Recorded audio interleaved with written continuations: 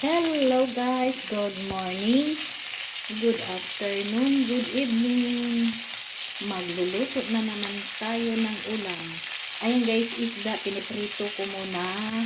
Tapos, gisa ko na. Lagyan ko ng bawang.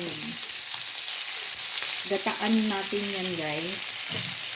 Lagyan ko muna ng bawang. Hindi ko na inalis sa kwali na pinagprituhan ko. Diyan na lang din siya. Diyan na lang din tayo magluluto. Lagyan ng sibuyas. Yan, automatic yan na luto guys. Pagka prito, hindi na tinatanggal. Diyan na lang, tabi na lang natin. Ganun din naman guys, babalik din naman. Kaya hindi na natin itanggalin sa kawali. Yan, diretso na yan siya guys ng gisa. Tapos, lagyan ko na siya ng tubig. Tubig, 1 cup.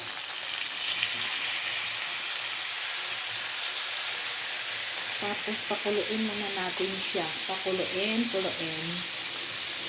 Ayan.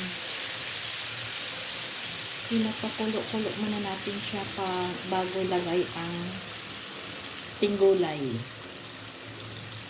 Ginataang isda na may gulay. Ang gulay ko guys ay dalawang klase lang, okra lang at tsaka pichay. Ayan na siya guys, kumulo na at ilagay na natin ang gulay na okra. Okra ang gulay.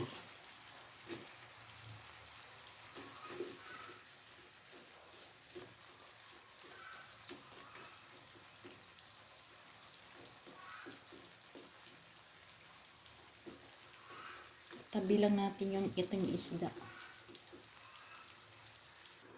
Ayan, kumulo na siya guys. Atin ang silipin at ilagay na natin ang gulay na pichay.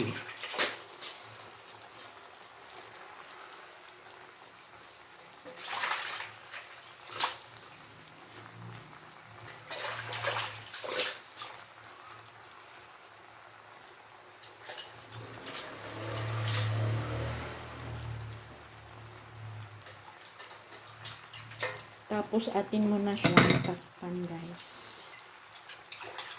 Takpan muna natin siya para maluto na ang gulay.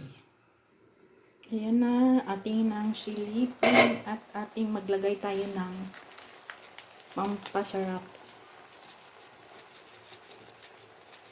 Alam mo na guys, alam nyo na ang pampasarap. Yan. Mamaya na ako maglagay ng asin, baka maalat na siya kasi yung isda ko nilagyan ko na yan siya ng asin, kaya mamaya na ako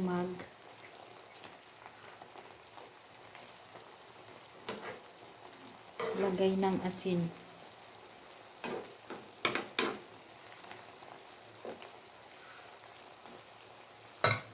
Ilagay na natin ang gata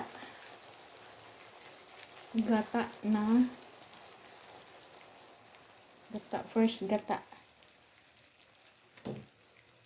Ay,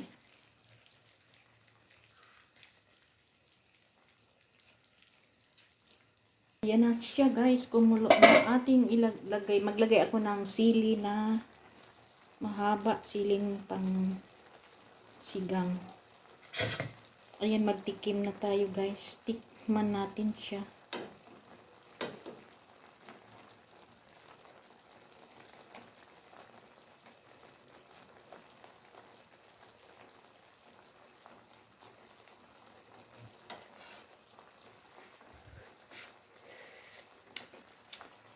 Oh, ayan, ang sarap na.